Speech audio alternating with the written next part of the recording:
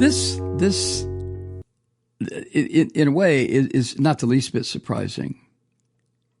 As a matter of fact, when I took notes on this particular article, at the top of the notes, I wrote in all caps, "Of course." Anyway, Trump's nominee to be the administrator of the National Aeronautic and Space Administration is a guy named Jared Isaacman.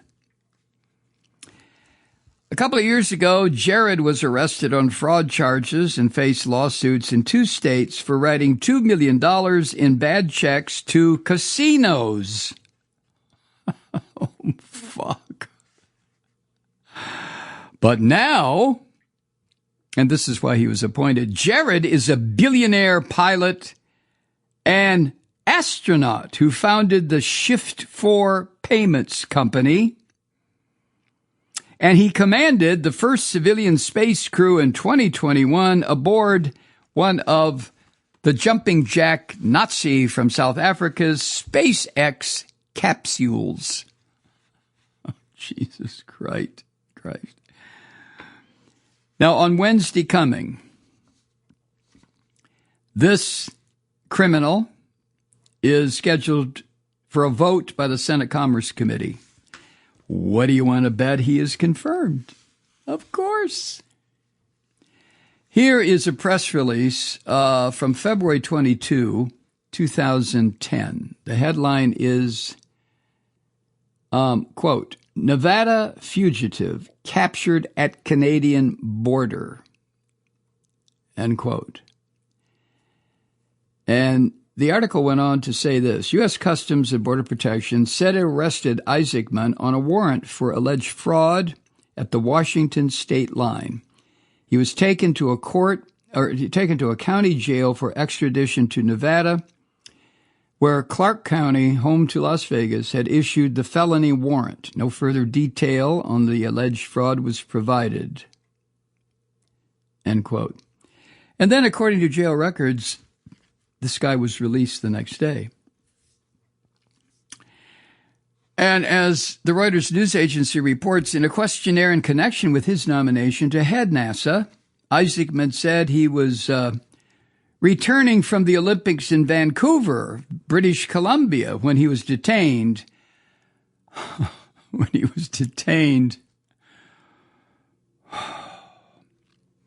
By the Customs and Border Protection for, quote, drawing and passing checks without sufficient funds, end quote, right? He said, Isaacman did, that his arrest came from a dispute with the Palms Casino Resort in Las Vegas over a travel reimbursement the resort promised and failed to honor. Of course, Isaacman said he resolved the matter in less than 24 hours and the charges were dismissed. The court records were sealed. A spokesperson for the Palms Casino declined to comment. A spokesperson for Mr. Isaacman declined to comment.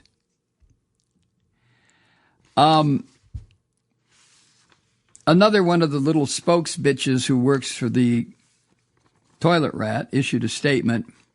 She's in the White House press area. This was from Liz Houston. She said, quote, Jared Isaacman is exceptionally qualified to advance President Trump's bold agenda to restore American leadership in space, science, technology, and exploration. We look forward to the Senate's swift confirmation of him. End quote.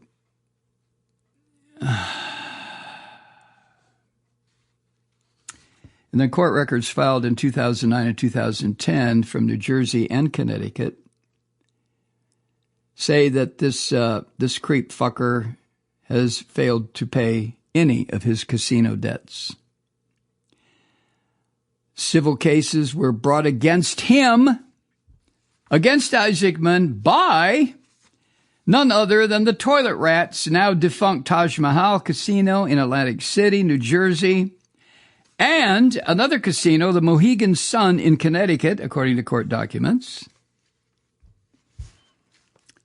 The Taj Mahal, at one time before it went belly up, owned by the toilet rat, the Taj Mahal sued Isaacman in July 2009 in connection with a line of credit he got in November 2005. Isaacman wrote 4 checks for a total of $1 million, but his bank account did not have the funds, according to the complaint. The case was settled in 2011 for $650,000. And in the complaint filed in Connecticut, the Mohegan Sun Casino said Isaacman had written 4 bad checks totaling $1 million. That action was eventually resolved and withdrawn, according to a court filing.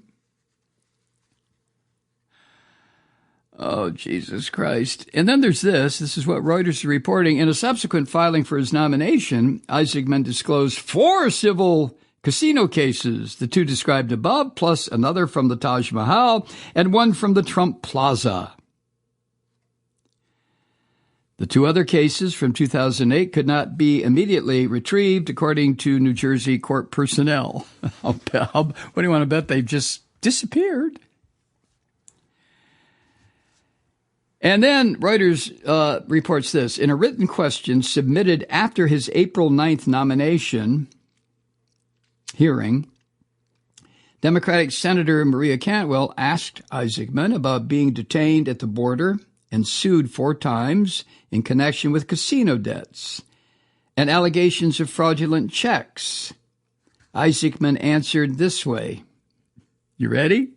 Quote, in my early 20s, I was fortunate to experience business success at a young age, and I spent time in casinos as an immature hobby. The legal matters referenced were, in fact, forms of negotiation and were all resolved promptly.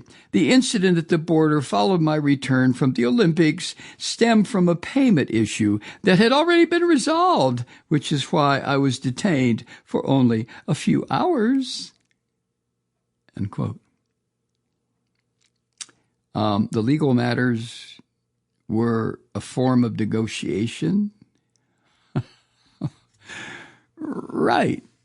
Okay. This is standard bullshit erupting from the mouth of somebody who Trump wants to be head of NASA or any organization. I wonder who's, I can just about guess that this is another suggestion from Trump's asshole child, Trump Jr., Donald Jr., right? It was Don Jr. who pushed the nomination of Pete Hegseth. You know, a couple of coke users getting ready to have fun at the Department of Defense. What the fuck? Isaacman went on during his nomination hearing to tell the committee. In fact, he assured the committee that all that was in the past.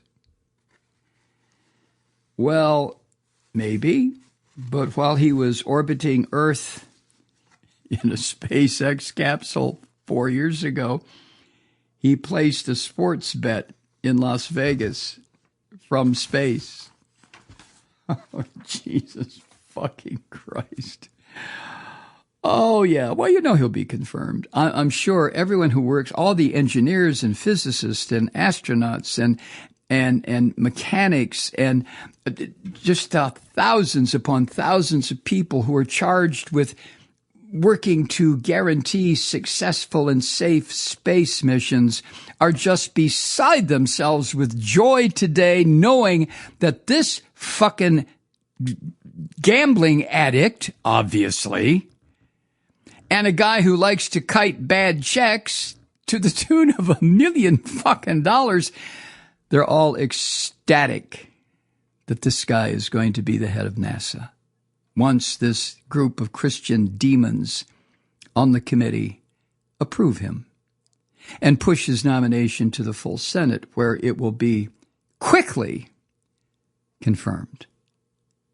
Right, NASA? Huh? It's a great day, isn't it? A fucking gambling addict and someone charged with felonious bad check writing and fleeing and coming back and this and that in 3 states. Oh, yeah. Well, all those charges were taken care of, so, what's your fucking beef, Malloy? Hi, Truth Seekers. Mike Malloy here. The Progressive Voices Network brings you commercial-free commentary from today's leading progressive radio hosts and pundits, like me, Mike Malloy, 24 hours a day.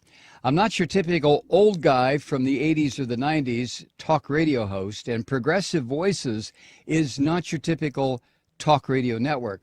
It's a listener-supported nonprofit with no corporate control whatsoever over our broadcast. So hosts like me, Mike Malloy, are free to rant and scream and carry on about whatever we like. We're often controversial, but we're never boring. Weeknights, 9 p.m. in the East, 6 p.m. in the West on the Progressive Voices Network. Always progressive, always on. I'm Mike Malloy. Keep it lit.